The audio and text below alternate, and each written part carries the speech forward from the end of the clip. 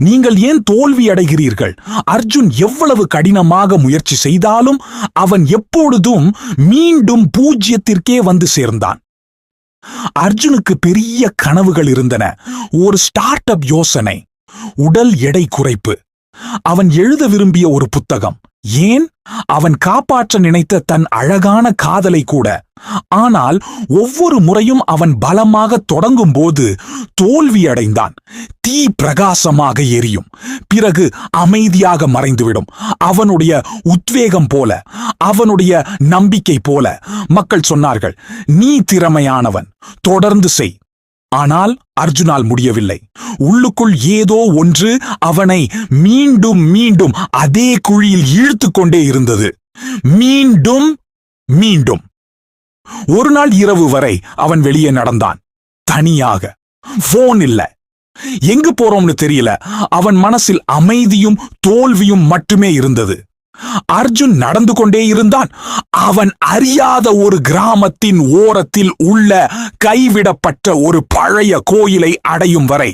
அங்கு அணைந்து கொண்டிருக்கும் ஒரு நெருப்பின் அருகே ஒரு துறவி அமர்ந்திருந்தார்.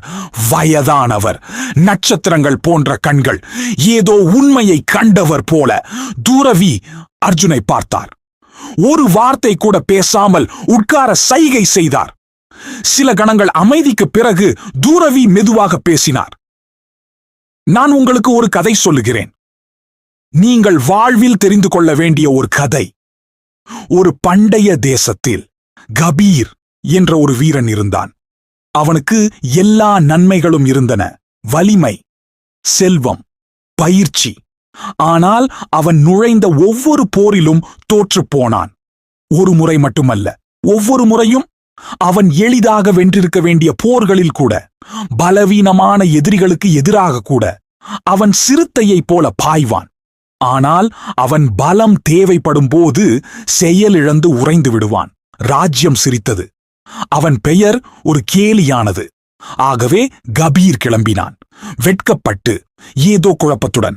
அவன் காடு, மலை என அலைந்து திரிந்து ஒரு உயரமான பகுதியை அடைந்தான்.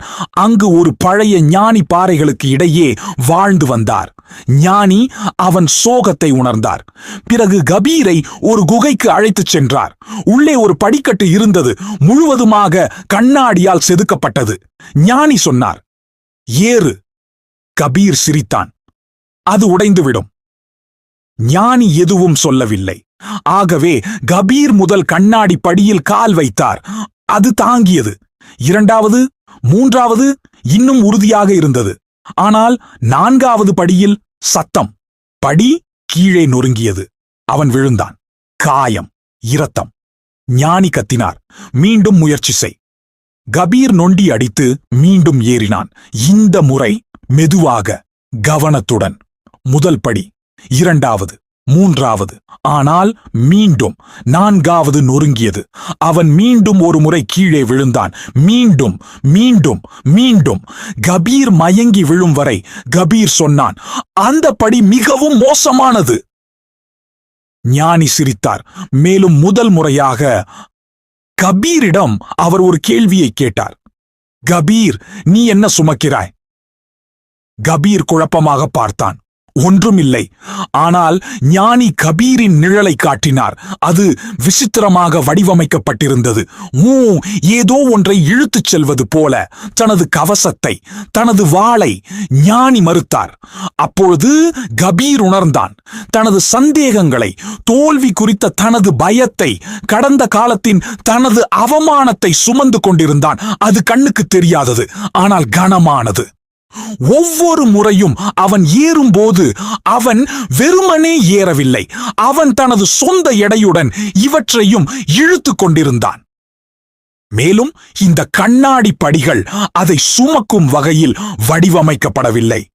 ஞானி சொன்னார் மெதுவாக, உலகம் நியாயமற்றது என்பதால் நீ தோல்வி அடையவில்லை. நீ விட மறுக்கும் விஷயங்களை சுமப்பதால் நீ தோல்வி அடைகிறாய். படிக்கட்டு உன் பயணம். நான்காவது படி உன் பழைய காயம்.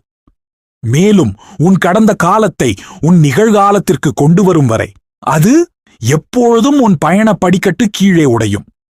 அர்ஜுன் அமைதியாக அமர்ந்திருந்தான். நெருப்பு சத்தம் கேட்டது.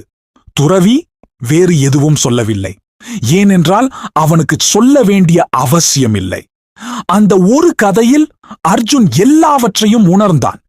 மற்றவர்கள் என்ன நினைப்பார்களோ என்ற பயம், மீண்டும் தொடங்குவதற்கான அவமானம், பழைய தோல்விகளின் கண்ணுக்கு தெரியாத சுமை இன்னும் அவனுக்குள் ஒளிந்திருந்தன. என எல்லாவற்றையும் உணர்ந்தான். அவன் எதிர்காலத்தை வெல்ல முயற்சித்துக் கொண்டிருந்தான், கடந்த காலத்தின் தோல்விகளை சுமந்து கொண்டு. அதனால்தான் அவன் தோல்வி அடைந்தான். அதனால்தான் அவன் உடைந்தான்.